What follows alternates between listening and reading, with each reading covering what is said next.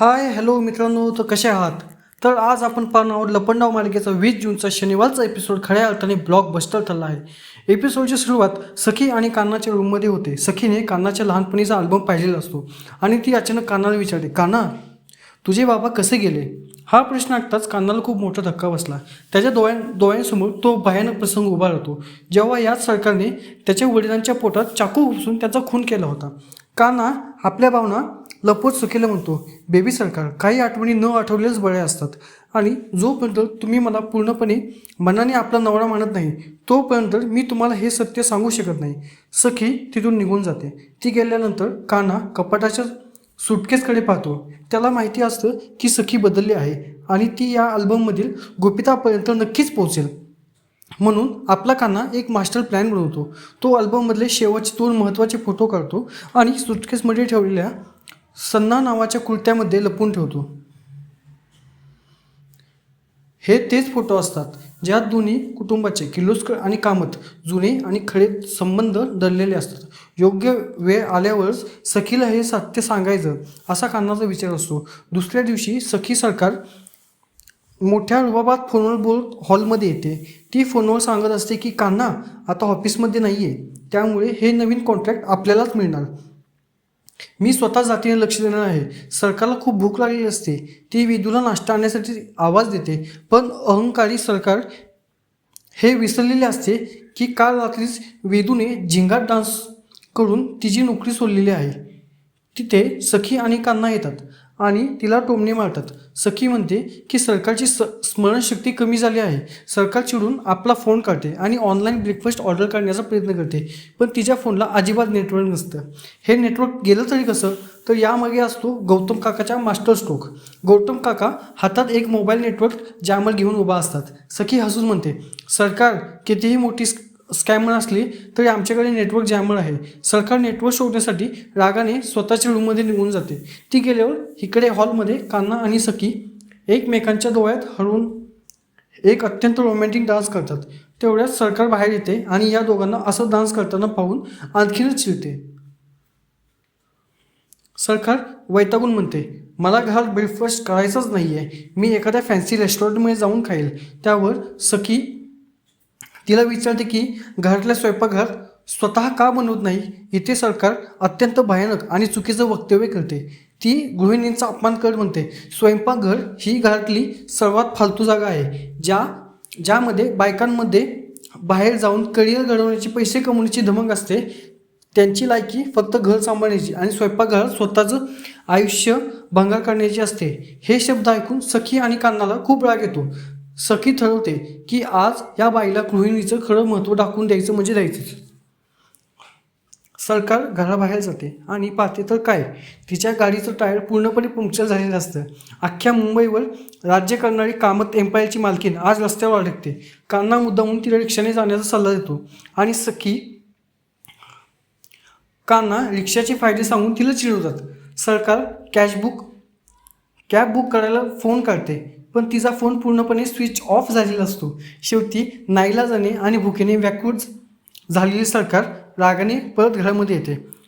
सरकार पोट भरण्यासाठी किचनमध्ये जाते आणि फ्रीज उघडते, पण फ्रीज पूर्णपणे हा रिकामा असतो.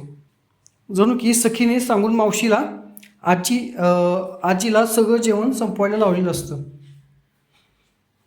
सखी हसून तिला आठवण करून देते की दुसऱ्याच्या तोंडात घास पळवायचा कसा असतो.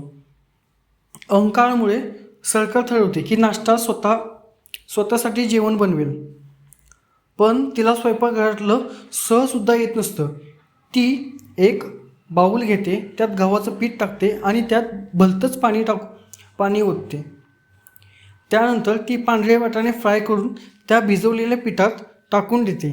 तिचा हा गंगा जमुना आणि विचित्र स्वयंपाक पाहून कान्हा, सखी आणि गौतम तिला मनसोक्त हसतात. सरकारला काहीच जमत नसतं आणि भुकेमुळे ती चिडचिड होत असते.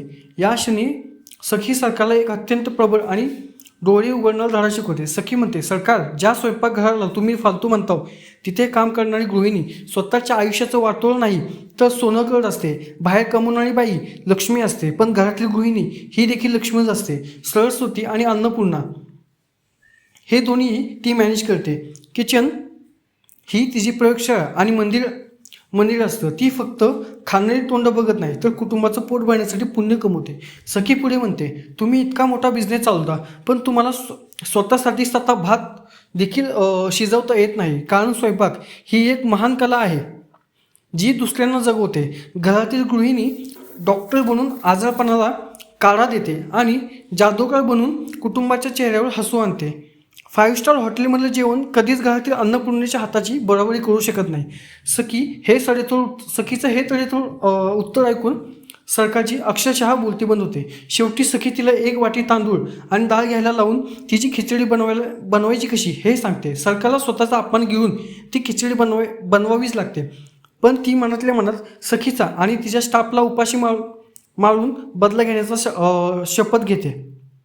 मित्रांनो, आजचा शनिवारचा एपिसोड तो संपला, पण पुढील भागाचा जो प्रोमो दाखवण्यात आला आहे ना, त्याने प्रेक्षकांची उत्कंठा शिगेला पोहोचवलेली आहे. पुढील भागात लपंडाव मालिकेमध्ये एक अत्यंत बुद्धिवान आणि राजकीय डाव पाहायला मिळतो.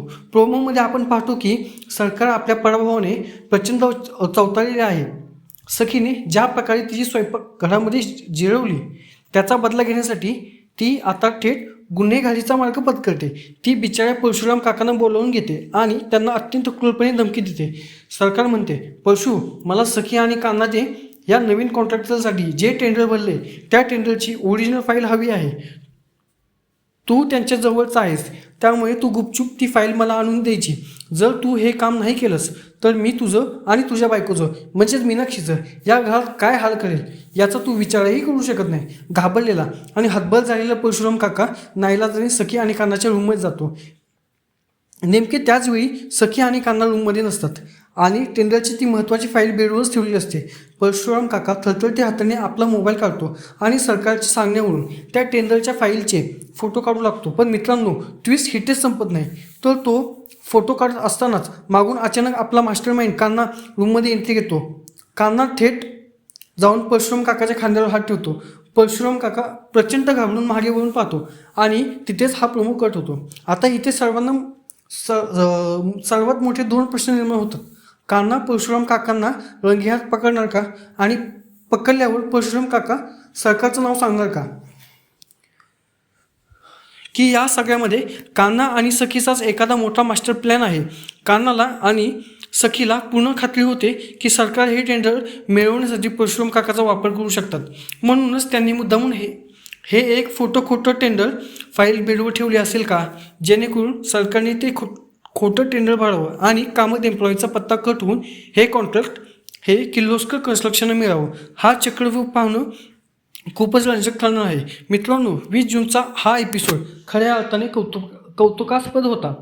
या एपिसोडमध्ये लेखकांनी ज्या प्रकारे मनोरंजन आणि सामाजिक संदेश याचं अचूक मिश्रण केलं आहे ते मनाला भिडणार आहे. या भागाबद्दलचे माझे सविस्तर विचार खालीलप्रमाणे आहेत की सखीने उंचावलेला गृहिणीचा सन्मान, the power of home makers. आजच्या भागात सखीने सरकारला जे सडेतोड उत्तर दिलं ते फक्त सरकारसाठी नव्हतं तर समाजातल्या ज्या प्रत्येक व्यक्तीसाठी होतं जो घरात काम करणाऱ्या स्त्रियांना आणि गृहिणींना कमी लेखतो. सरकारने गृहिणीबद्दल वापरलेले शब्द अत्यंत संतापजनक होते, पण सखीने ज्या पद्धतीने स्वयंपाकघराला अन्नपूर्णेचं मंदिर आणि गृहिणीला मल्टीस्किलिंगचं डॉक्टर आणि जादूगर म्हटलं ते ऐकून प्रत्येक गृहिणींचा ऊर अभिमानाने भरून आला असेल. हा सीन या मालिकेतील अत्यंत सर्वोत्तम सीन्सपैकी एक आहे. सरकारची फजिती आणि अहंकाराचा फुगा. ज्या सरकारच्या एका इशाऱ्यावर अख्खी मुंबई चालते त्या सरकारला आज स्वतःच्या हाताने पिठाचा गंगा जमुना घोळ करावा लागला. साधं तांदूळ रवा शिजवता आलं नाही. यातच तिची खरी हार आहे. जेव्हा माणसाला पैशाचा अति अहंकार होतो तेव्हा नशीब कसं त्याची गाडी पंक्चर करतं आणि फोन स्विच ऑफ करतं हे खूप विनोदी पण तितक्याच प्रभावीपणे दाखवलं गेलं आहे. तसेच यामध्ये कान्हाची हुशारी आणि अल्बमचं रहस्य. कान्हाने ज्या चाणाक्षपणे सखीसमोर खरा अल्बम लपवला आणि लहानपणीचे क्यूट फोटो दाखवून वेळ मारून नेली, त्यावरून त्याचं मास्टरमाइंड कॅरेक्टर पुन्हा एकदा सिद्ध होतं. तो सखीवर जेव्हापार प्रेम करतो. तिचं रक्षण करण्यासाठी त्याने चालता फिरता CCTV म्हणजेच वेदूला देखील ठेवलेलं होतं, पण तरीही तो वडिलांच्या खुनाचा बदला घेण्याचं आपलं मूळ उद्दिष्ट म्हणून विसरलेलं नाही. सखीला वेदना होऊ नयेत म्हणून तो योग्य वेळेची वाट पाहत आहे हा त्याचा समजूतदारपणे प्रेक्षकांना नक्कीच भावेल. मित्रांनो, तुम्हाला काय वाटतं? कान्हाने बेडवर ठेवलेली टेंडरची फाईल ही खरी असेल की खोटी? आणि सखीने आज गृहिणीबद्दल जे वक्तव्य केलं त्याबद्दल तुमचे विचार काय आहेत मला खाली कमेंट बॉक्समध्ये नक्की लिहून पाठवा. तुम्हाला आजचा हा एपिसोडचा रिव्ह्यू आवडला असेल तर व्हिडिओला लाईक, शेअर आणि सबस्क्राईब करा आणि तसेच बेल आयकॉन नक्की दाबा जेणेकरून पुढच्या भागांचं कडक अपडेट तुम्हाला सर्वात आधी मिळेल. खूप खूप धन्यवाद.